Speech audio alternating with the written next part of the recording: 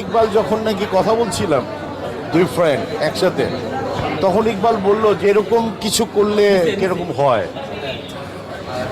আগে দেখেন চিত্রালিতে নিউজ আসতো, ইত্তেফাকে নিউজ আসতো, লাস্ট অব দি প্রথম আলোতেও কিন্তু নিউজ এসছে, সেটা কিন্তু এখন আর নাই। কোনো জায়গায় কিন্তু প্রচারের ব্যবস্থা করলে নাই। কিছু জিনিস ফেসবুক দিয়ে তোর সাধারণ পুরো বাংলাদেশকে আর বিচার করা যাবে না, কয়জনই বা ফেসবুক ইউজ করছে।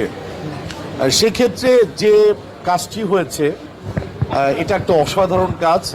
ইকবালের মানে ইকবালকে কংগ্রেচুলেশন দিতেই হয়।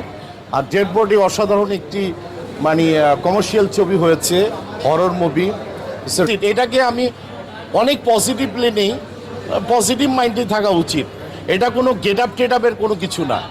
বোধহয় আপনারা জানেন না, আপনারা সাধারণত